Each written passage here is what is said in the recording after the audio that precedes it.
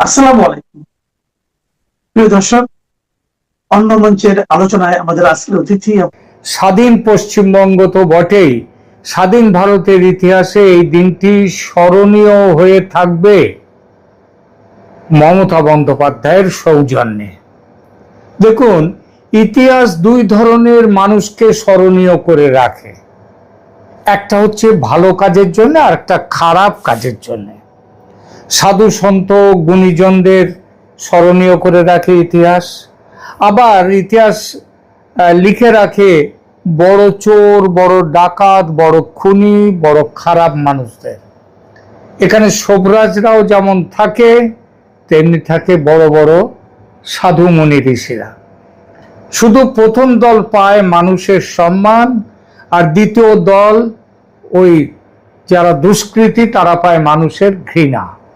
7 মে দিনটিকে দেশের মানুষ, অন্তত পশ্চিমবঙ্গের মানুষ, কিভাবে স্মরণ করবে?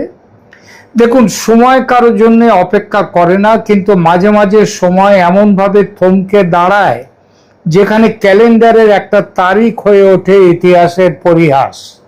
আগামীকাল কাল বাদে পরশু 9 তারিখে নতুন মন্ত্রিসভা শপথ নেবে। সাধারণ মানুষের কাছে এটি হয়তো ক্যালেন্ডারের আর 5টা দিনের মতো, কিন্তু বাংলার মসনদে আসীন যিনি আছেন, তার এখনো অবধি যিনি আছেন, তার অন্দরমহলের জন্য এটি একটি মহাপ্রলয়ের দিন। আর আজ 7ই মে রাত 12টা বাজলেই ঘাড় ধাক্কা, বেরিয়ে যাও। শুধুই আইনি খাতায় কলমে নয়, প্রায় আক্ষরিক অর্থেই ঘটবে ঘটনাটি। কারণ আবাহন যেমন সম্মানজনক, বিসর্জনও তেমন শোভন সুন্দর হতে পারে যদি বিসর্জনে যাবেন যিনি, তার ওই বিদায় স্যালুট নেয়ার যোগ্যতা থাকে। এই যোগ্যতার মানদণ্ডে মমতা ব্যানার্জি ডাহা ফেল মেরে গেলেন। ফেল বললে কম বলা হয়। গদি আঁকড়ে রাখার যে লজ্জাজনক কাণ্ড কারখানা তিনি করছেন, সেটা দেখলে তাকে করুণারও অযোগ্য মনে হয়। বিধানসভার মেয়াদ শেষ। এটা গণতন্ত্র, গায়ের জোরে নয়, ভোটের জোরে কুর্সি মেলে। 2011 বুদ্ধদেব ভট্টাচার্যকে ভোটের জোরে হটিয়ে যে কুর্সির দখল নিয়েছিলেন মমতা বন্দ্যোপাধ্যায়, আজ ভোটের অভাবে সেই কুর্সি থেকে তার বিদায়ের দিন এসে গেছে। অথচ তিনি বলছেন ছাড়বো না কুর্সি, কারণ এই ভোট তিনি মানেন না। তিনি মনে করছেন, বিশ্বাস করছেন যে মাঠের খেলোয়াড় তিনি, আবার মাঠের রেফারিও তিনি। মামার বাড়ি গুনে গুনে বিস্তর গোল খেয়েছেন বিজেপির কাছে এই নির্বাচনে, কিন্তু বলছেন সেসব গোল অফসাইডে হয়েছে। নির্বাচন প্রক্রিয়া শুরু হওয়ার পর থেকে ভারতের অন্যান্য রাজ্যেও এই নির্বাচন প্রক্রিয়া চলেছে, তারা কিন্তু বারবার আদালতে ছোটেননি, কিন্তু মমতা ছুটেছেন আদালতে বারবার। আদালত যাকে বলে ঝামা ঘষে দিয়েছে তার নাকে মুখে, তবুও জ্ঞান হয়নি। যে পথে চলছেন সেটা দেখলে অতি বড় পাগলও নিশ্চিত হাসছে ও হাসবে। তবু তিনি অনড়। গতকাল কিংবা পরশু দুপাশে পার্ষদদের বসিয়ে যে প্রেস কনফারেন্স তিনি করেছেন, সেখানে পার্ষদদের চোখ মুখ দেখে মনে হচ্ছিল সবার পিতৃবিয়োগ বা মাতৃবিয়োগ হয়েছে। ফিটফাট, এত যে ফিটফাট বাবু অভিষেক, তিনি দাড়ি কামাননি। ফিরহাদ হাকিমের মুখ দেখলে মনে হয় যে তিনি চেয়ার থেকে সাড়াত করে গলে নিচে চলে গিয়ে টেবিলের নিচে লুকিয়ে পড়ে বাঁচেন। মহাজ্ঞানী বুকনিবাস ডেরেক নিস্তব্ধ। শোভনদেব চট্টোপাধ্যায়, তারও মুখে যেন তার কেমন নির্বিকার একটা মুখ। এমনকি লিপস্টিক আন্টি হিসেবে যিনি বেশি পরিচিত, সেই চন্দ্রিমা ভট্টাচার্যকে দেখে বোঝা গেল জীবনে এই প্রথম ঠোঁটে গাঢ় রং তিনি লাগাননি। পার্টির প্রেস কনফারেন্স নয়, যেন শ্রাদ্ধ বাড়ির শ্রাদ্ধ বাসরে হাজির হয়েছেন সবাই ওই শ্রাদ্ধ বাড়ির মতো শোকের পোশাক পরে এবং সমস্ত শরীরে শোকের আবরণ নিয়ে। একমাত্র বক্তা সেখানে মমতা ব্যানার্জি।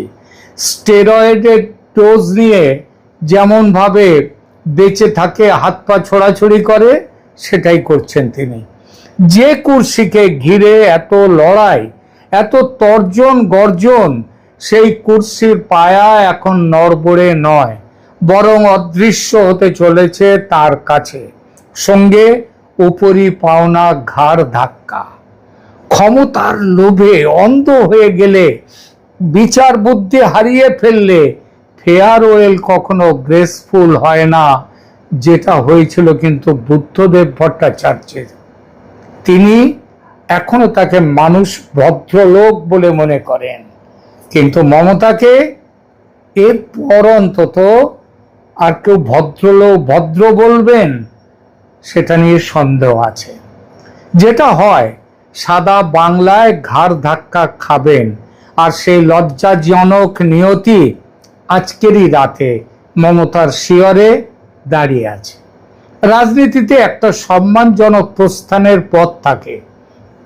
ভোটের ফল দেখে যদি নিজে থেকে গিয়ে রাজভবনে পদত্যাগপত্র জমা দিতেন, যেটা সবাই করে, তবে 9 মে নতুন মন্ত্রিসভার শপথ নেওয়ার আগে পর্যন্ত তিনি সগৌরবে কেয়ারটেকার মুখ্যমন্ত্রী হিসেবে থাকতে পারতেন। তার প্রোটোকল থাকতো, সম্মান থাকতো, কিন্তু জেদ আর লোভ, আর এই দুয়ে মিলে এখন পরিস্থিতি এমন যে কোনো লাল কার্পেট নয়, বরং আইনি মেয়াদের শেষ ঘন্টা বাজলে আক্ষরিক অর্থেই মুখ্যমন্ত্রিত্ব থেকে বিদায় নিতে হবে তাকে। এটাকেই আমি বলছি সাদা বাংলায় ঘাড় ধাক্কা। শব্দটা শুনতে কটু, কিন্তু বাস্তবটা আরো বেশি কটু ও অম্ল। আপনি যখন নিজের জন্য নিজেই ফেরার পথ বন্ধ করে দেন, তখন ইতিহাসও আপনার নাকের ডগায় দরজা সজোরে বন্ধ করে দেয়। ভাবুন তো, যে নবান্ন সচিবালয় ছিল তার হাতের মুঠোয়, যেখানে তার অঙ্গুলি হেলনে বাঘে গরুতে এক ঘাটে জল খেত, সেই নবান্নে ঢোকা এখন কার্যত তার জন্য নিষিদ্ধ। 4 মে বিকেল থেকে সেই প্রবেশ পথে দাঁড়িয়ে আছে সেন্ট্রাল ফোর্সের জওয়ানরা। কেন? পাছে কোনো ফাইল তিনি চুরি করে নিয়ে যান, যাতে সেটা আটকাবার জন্য। এই চুরি বা ছিনতাই কাজে মমতা বন্দ্যোপাধ্যায় যে রীতিমতো অভিজ্ঞ, সেটা তো আইপ্যাকের ঘটনাতেই প্রকাশ। সেই কেসেও রেকর্ড করেছেন মমতা ব্যানার্জি। ভারত হয়তো বা বিশ্বের প্রথম ছিনতাইবাজ মুখ্যমন্ত্রী মমতা বন্দ্যোপাধ্যায়। এ বিরল সম্মান, অথবা ইতিহাসের কালো দিন, কালো চরিত্র, তাও আবার মহিলা মুখ্যমন্ত্রী হয়ে। মমতা বন্দ্যোপাধ্যায়ের চৌর্যবৃত্তির ফাইল যাতে পরের সরকার এসে নাড়াচাড়া না করতে পারে, তার জন্য তিনি আইপ্যাক অফিসে গিয়ে যা করেছেন সেটা নবান্নেও করতে পারেন, এই সন্দেহ খুবই স্বাভাবিক, তাই না? লজ্জায় মাথা নত হয়ে আসে ভাবতে যে একজন বর্তমান মুখ্যমন্ত্রী, যিনি আইনি মতে এখনো তার পদে আসীন, তাকে নিজের দপ্তরে ঢুকতে দেয়া হচ্ছে না, ফাইল চুরি করে নিয়ে যাবেন এই আশঙ্কায়। এর চেয়ে বড় অপমান আর কি হতে পারে? বাংলার ইতিহাসে কিংবা ভারতের ইতিহাসে এমন দৃশ্য কি আমরা আগে কখনো দেখেছি? খাতায় কলমে তিনি রাজা বা রানী, যেটাই বলুন, অথচ নিজের প্রাসাদে ঢুকতে গেলে তাকে প্রহরীর বাধার মুখে পড়তে হবে। এই দৃশ্যটি যতটা মজাদার, ঠিক ততটাই বিষাদের। যিনি এক ট্র্যাজেডি কমেডি নাটকের শেষ দৃশ্য আমরা দেখছি। এই রাজ্যের নাগরিক হিসেবে লজ্জিত হই ভাবলে যে এই মমতা বন্দ্যোপাধ্যায়কে সততার প্রতিমূর্তি ভেবে এককালে কত গলা ফাটিয়েছি। বলা হয় সম্মানের সঙ্গে বিদায় নেওয়াটাও একটা আর্ট, কিন্তু যখন ক্ষমতা কুক্ষিগত করার মোহ ব্যক্তিগত ইগোতে পরিণত হয় তখন সম্মান বালির বাঁধের মতো ধসে পড়ে। আজকের এই অপমান, যেখানে প্রশাসনিক প্রধানকে চোরের মতো সন্দেহ করা হচ্ছে, তা কি কেবল তার একার অপমান, নাকি পুরো রাজ্যের প্রশাসনিক কাঠামোর ওপর এক বিরাট প্রশ্নচিহ্ন? সোশ্যাল মিডিয়ায় সমালোচনা হচ্ছে। কেউ কেউ বলছেন এত অপমানের পর সেই একটি হিন্দি প্রবাদের মতো যে থুককে মরনা চাইয়ে ডুবনা চাইয়ে, মানে থুতু ফেলে ডুবে মরা উচিত। শব্দগুলো রূঢ়, কিন্তু মানুষের ক্ষোভের বহিঃপ্রকাশ। যে চেয়ার মমতা বন্দ্যোপাধ্যায় আপনাকে সম্মান দিয়েছিল, সেই চেয়ারেরই আজ আপনার ওপরে বিশ্বাস নেই। অথচ আপনি এখনো রাজ্যের মুখ্যমন্ত্রী। আপনি পুরো রাজ্যের জন্য অপরিমেয় লজ্জা বয়ে আনলেন। ভোটে হেরেছেন বিশ্রীভাবে, তার জন্য আমাদের একটু করুণা হয়তো হতে পারত। যেমন বুদ্ধদেব ভট্টাচার্যের জন্য আমাদের অনেকেরই করুণা হয় এখন, কিন্তু মমতা বন্দ্যোপাধ্যায় যা করছেন তার জন্য তিনি করুণার পাত্রী নন। তার জন্য কোনো করুণা হবে না, এখন তো নেই, ভবিষ্যতেও হবে না। এখন শুধু ঘৃণাই প্রাপ্য আপনার। আজ 7ই মে রাত 12টা বাজতে এক এক করে একটু ঘড়ির কাঁটা এগিয়ে যাবে। সেকেন্ডের কাঁটাটা যখন 12র ঘর ছোবে, তখন বাংলার রাজনীতির একটা লজ্জার অধ্যায় শেষ হবে। নবান্নের অলিন্দে হয়তো প্রতিধ্বনি হবে সেই সব পুরনো নির্দেশের, কিন্তু বাস্তবের মাটিতে দাঁড়িয়ে থাকবে কেবল শূন্যতা। উপলব্ধিটা এই যে কুর্সি তো চিরস্থায়ী নয়, কিন্তু যাওয়ার ধরনটা চিরকাল মানুষের মনে থাকে। কেউ বিদায় নেন চোখের জলে, আর কেউ বিদায় নেন ঘৃণা নিয়ে, ঘাড় ধাক্কার অপমান নিয়ে। আগামীকাল 8ই মে যখন সূর্য উঠবে, বাংলা দেখবে এক নতুন সকাল। আর নবান্নের সেই ঘরটা, সেখানে হয়তো তখন নতুন কোনো গল্পের পাণ্ডুলিপি লেখা হবে। বিদায় কুর্সি, বিদায় দম্ভ, বিদায় লোভ। আজ না হোক কাল একদিন হিসাব করতে বসবেন নিশ্চয়ই মমতা দেবী আপনি। সেদিন বুঝবেন বেঁচে থেকেও আত্মহত্যা অন্যভাবেও হয়। আর 26শে মে মাসে আত্মহত্যা করলেন আপনি, নিজে লজ্জা করলেন, লজ্জিত করলেন রাজ্যবাসীকে। ইতিহাস কিন্তু আপনাকে ক্ষমা করবে না। সারা বাংলাদেশে ছাত্রলীগের অস্বাভাবিক তৎপরতা শুরু হয়েছে, এবং এটা অনেকটা সেই যে আওয়ামী লীগ জামানাতে ছাত্র শিবির যেভাবে করত তার ঠিক কাছাকাছি রেখে বাকি অংশটা প্রকাশ্যে করা হচ্ছে। মানে অর্ধেক জামাত শিবিরের সেই যে গুপ্ত পলিসি, সেই পলিসি, আর বাকি অর্ধেক ছাত্রলীগের যে নিজস্ব যে এজেন্ডা রয়েছে সেই এজেন্ডা অনুযায়ী তারা কাজ করছে। আগে খবরটা বলে নেই, তারপরে খবরের কার্যকারণ, এবং এই খবরের ফলে আমাদের রাজনীতিতে যে মৌলিক এবং গুণগত পরিবর্তন আসতে পারে, এবং কি কি সম্ভাবনা হতে পারে, কি কি দুর্ঘটনা ঘটতে পারে, এবং রাজনীতির যে কি কি মেরুকরণ আগামীতে ঘটতে যাচ্ছে, সেই বিষয়গুলো নিয়ে সংক্ষেপে আলোচনা করব। খবরটি হলো যে সারা বাংলাদেশে ছাত্রলীগের কমিটি হচ্ছে, এবং প্রকাশ্যে সেই কমিটিগুলো তারা ঘোষণা করছে। কোনো কোনো ক্ষেত্রে সেই কমিটি গঠিত হওয়ার পরে সেই কমিটির যারা সদস্য তাদেরকে স্বাগত জানিয়ে তারা মিছিল করছে। এখানে আইনশৃঙ্খলা রক্ষাকারী বাহিনী কয়েকজনকে গ্রেপ্তার করেছে, কিন্তু এটা ছাত্রলীগের যে তৎপরতা, সেই তৎপরতার তুলনায় একেবারে নগণ্য। যে অন্য সময়গুলোতে যা হয়, বা গত 18 মাসে আমরা দেখেছি যে ছাত্রলীগ বা আওয়ামী লীগের যে কোনো কর্মকাণ্ডের সঙ্গে সঙ্গে সেখানে একটা মব তৈরি হয়। ইনুস জামানাতে কখনো সেটা ছাত্রদল করেছে, কখনো বিএনপির লোকজন করেছে, কখনো জামাতের লোকজন করেছে, কখনো এনসিপির লোকজন করেছে। কিন্তু এই যে ছাত্রলীগের যে কর্মকাণ্ড, সেই কর্মকাণ্ডের ব্যাপারে শিবির, এনসিপি বা ছাত্র দলের মধ্যে ঠিক ওইরকম প্রস্তুতি দেখা যায়নি।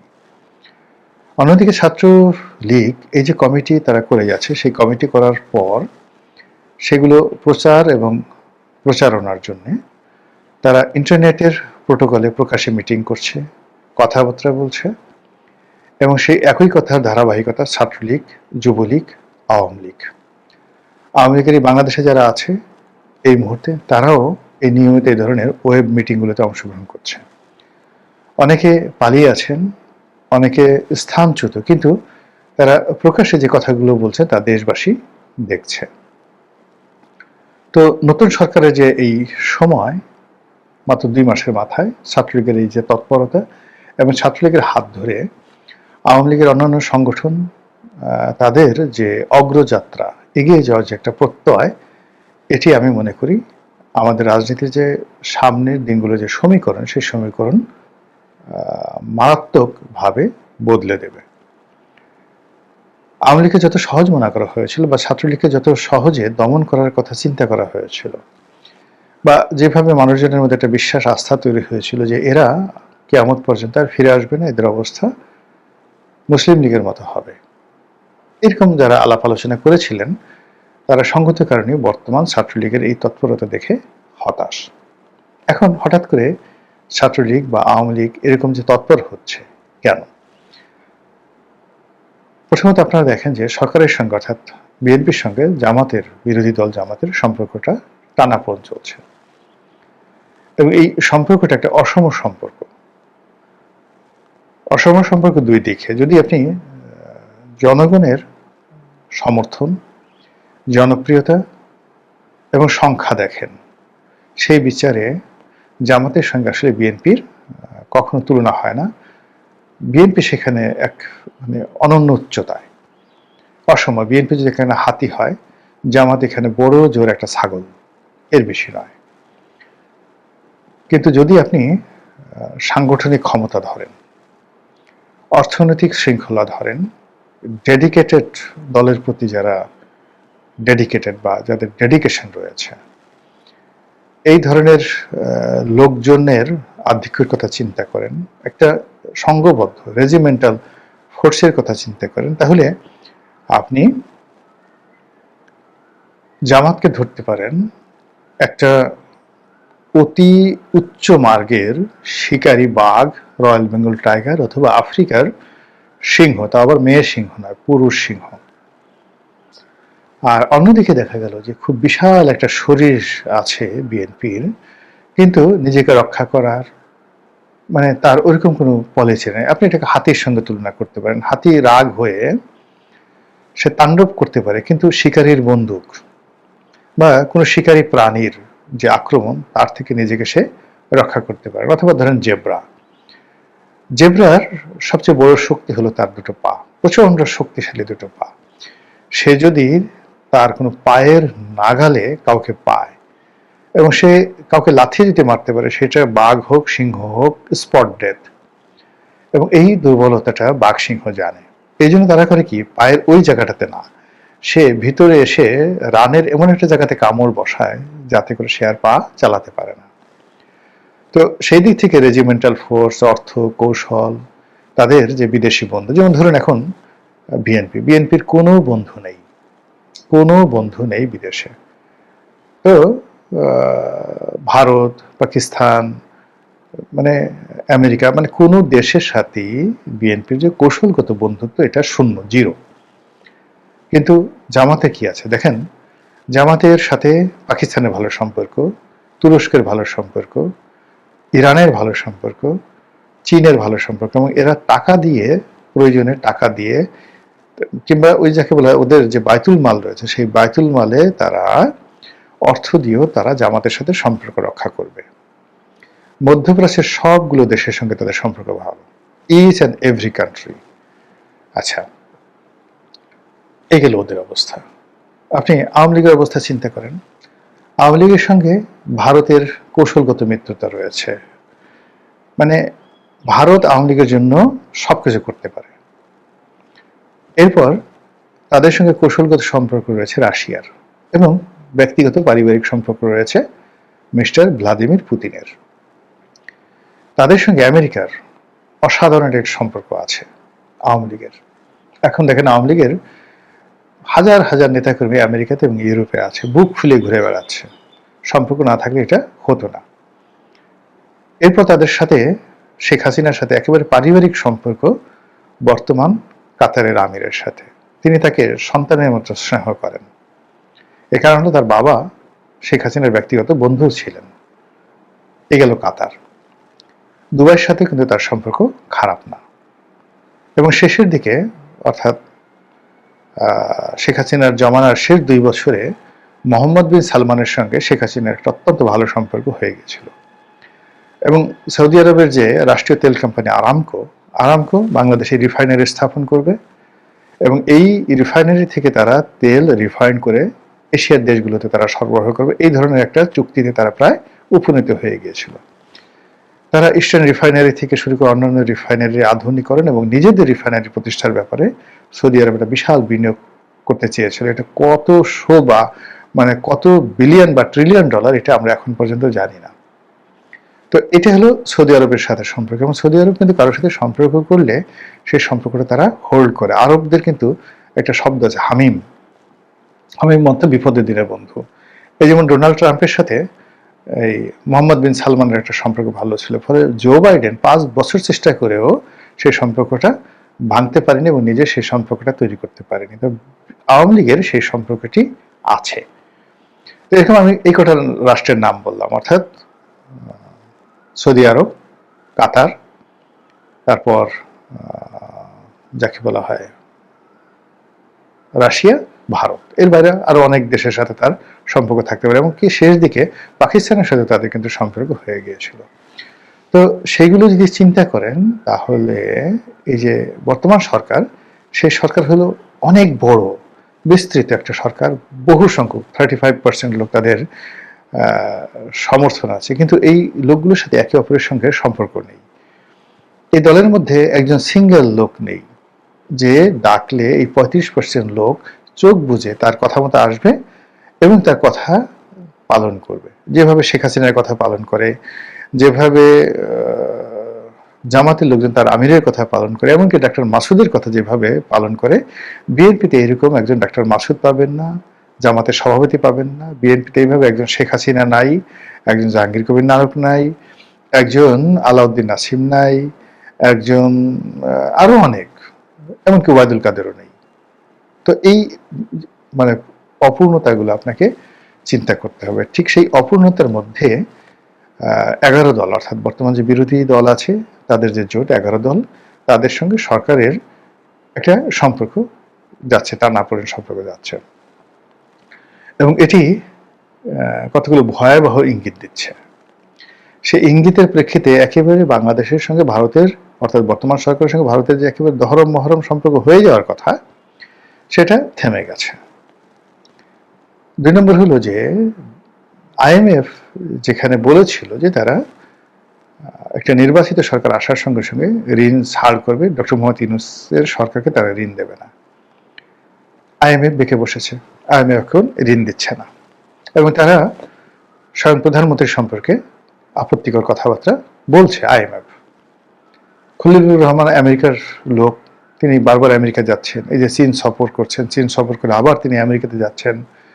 তো সব মিলিয়ে একটা বিশাল শূন্যতা তৈরি হয়েছে। এখন সেই শূন্যতার জায়গাটা পূর্ণ করার জন্য জামাতের সঙ্গে যদি আওয়ামী লীগের একটা সমঝোতা হয়, অথবা বিএনপির সঙ্গে যদি আওয়ামী লীগের একটা সমঝোতা হয়, এটা অস্বাভাবিক কিছু না। এর কারণ হলো একে অপরের মধ্যে, অর্থাৎ বিএনপির মধ্যে এবং জামাতের মধ্যে যে অসম যুদ্ধ, অসম প্রতিযোগিতা, এটা একজন বলছে সংখ্যার দিকে আমি শ্রেষ্ঠ, আর একজন বলছে কৌশল এবং বন্ধুত্বের দিকে, অ্যাসেটের দিকে আমি শ্রেষ্ঠ। এবং সবসময় দেখবেন যে প্রযুক্তি এবং অ্যাসেট, ফরেন সাহায্য যাদের থাকে তারাই জয়লাভ করে, খুব সংখ্যায় ছোট হওয়ার সত্ত্বেও। সাদ্দাম হোসেন ইরাক শাসন করেছেন, খুব অল্প সংখ্যক লোক নিয়ে সুন্নি মতাবলম্বী হয়ে তিনি ইরাক শাসন করেছেন, যেখানে ইরাকের বেশিরভাগ লোক শিয়া মতাবলম্বী। এরপর ধরেন ইসরায়েলের কথা চিন্তা করেন। ইসরায়েল সমস্ত বিশ্বের দাপট দেখাচ্ছে, তার প্রযুক্তি দ্বারা, তার অর্থ দ্বারা, তার শক্তিশালী সেনাবাহিনী দ্বারা, এবং বিদেশে তার আমেরিকা এবং ইউরোপের মতো বন্ধু থাকার কারণে। জামাতও ঠিক ওইরকম একটা রেজিমেন্ট ফোর্স, যার যা কিছু আছে প্রত্যেকটা জিনিসই বিএনপির চাইতে শ্রেষ্ঠতর এবং খুব ইফেক্টিভ। তো সেই দিক থেকে তারা আবার ক্ষমতায় আসবে, আবার ভোট যুদ্ধ হবে। তারা এই যে গত 18 মাসে তারা ক্ষমতা যেভাবে চালিয়েছে, সেই ক্ষমতায় যে চালানোর পেছনে তাদের ভুল ত্রুটিগুলো তারা এখন মূল্যায়ন করছে। এই গত নির্বাচনে তাদের বিজয়ী হওয়ার কথা ছিল, তারা বিজয়ী কেন হলো না ওটাও তারা মূল্যায়ন করছে। কাজেই আবার তারা একটা ফাইটিংয়ে যাবে এবং বিজয়ী হবে, এবং যত দ্রুত এটা করা যায়, even if it is tomorrow, তারা তো সেই কাজগুলো করবে। এবং সেই কাজের জন্য তারা যদি মনে করে যে আওয়ামী লীগের সঙ্গে তলে তলে সম্পর্ক রাখা দরকার, ভারতের সাথে সম্পর্ক রাখা দরকার, আওয়ামী লীগের যে ম্যান পাওয়ার অ্যাসেটগুলো আছে সেগুলো তাদের ওন করা দরকার, এখানে একটা যাকে বলা ছাড় দেওয়া হতে পারে, এবং সেই ছাড়ের ভিত্তিতে ছাত্রলীগ এখানে তৎপরতা চালাতে পারে। আওয়ামী লীগের লোকজন তারা বাংলাদেশে ফিরে আসার, নতুন করে সবকিছু শুরু করার চিন্তা ভাবনা করতে পারে। এই গেল এক। অন্যদিকে বিএনপি যারা নেতৃত্ব রয়েছে তারাও ভাবতে পারে যে জামাত তো আমাদেরকে ছাড়বে না, আমরা যদি আওয়ামী লীগকে ছেড়ে দেই তাহলে আওয়ামী লীগ জামাত নিয়ে নেবে, এবং তখন আওয়ামী লীগ এবং জামাত একত্রে মিলে আমাদের ঘাড় মটকাবে। কাজেই আমরা যদি মাঠে আওয়ামী লীগকে ছেড়ে দিই, তাদের সঙ্গে আমাদের খুব বেশি বন্ধুত্ব থাকার দরকার নেই, জাস্ট ছেড়ে দিলাম, তাহলে কেবলমাত্র 71 নিয়ে আমরা মাঝে মধ্যে একটু খোঁচা দিয়ে দিলাম, আর অমনি 71 নিয়ে আর জামাতের সে মুক্তিযুদ্ধে তাদের বিতর্কিত ভূমিকা নিয়ে দুই পক্ষের মধ্যে একটা রেষারেষি বাড়লো, মারামারি, কাটাকাটি, হানাহানি, রাজনৈতিক প্রতিযোগিতায় তারা ব্যস্ত থাকলো, আমরা আমাদের ক্ষমতা রাজনীতি করলাম, এবং আমরা বলতে থাকলাম দেখো আওয়ামী লীগ কত খারাপ, জামাত কত খারাপ, তারা ঝগড়া করছে, ঝাঁটি করছে, এত বছর পরে মুক্তিযুদ্ধ নিয়ে, স্বাধীনতার এই ইতিহাস নিয়ে তারা যে কাজগুলো করছে এগুলো মোটেও ঠিক নয়। তো এইরকম একটা সমীকরণ চলতে পারে, এবং সেটা যদি আসলেই চলে মানে কি, দেখুন একটা ঘটনা হয়তো ঘটছে, বিনা ঘটনায় অনেক কিছু হচ্ছে না, এখন মানে সব কথা এই মুহূর্তে বলা যাবে না, বাট আপনারা 15 দিন পরে এই জিনিসগুলো দেখতে পাবেন, জাস্ট আফটার 15 ডেজ প্রকাশ্যে দেখতে পাবেন ভারতের কিছু মনোভাব, পাকিস্তানের কিছু মনোভাব, আমেরিকার মনোভাব, এবং ওটার প্রেক্ষিতে বাংলাদেশ সরকারের কিছু কর্মকাণ্ড। আপনারা জাস্ট আফটার 15 ডেজ এগুলো আপনার কাছে ওপেন আপ হয়ে যাবে। মানে এটা হলো মে মাস, তো মে মাসের কুরবানির আগে অথবা কুরবানির পরে জাস্ট আপনারা এমন কিছু দেখবেন যেটা আউট অফ ইউর ইমাজিনেশন, আপনারা কল্পনাই করতে পারছেন না। তো সেই সময়টাতে ছাত্রলীগের এই যে তৎপরতা, কমিটি গঠন, যে যাই মনে করুক না কেন, একজন রাজনীতির ছাত্র হিসেবে আমার কাছে মনে হচ্ছে এর অনেক সুদূর প্রসারী পরিকল্পনা রয়েছে। মহান আল্লাহ আমাদের সবাইকে হেদায়েত দান করুন এবং হেফাজত করুন। আসসালামু আলাইকুম ওয়া রাহমাতুল্লাহি।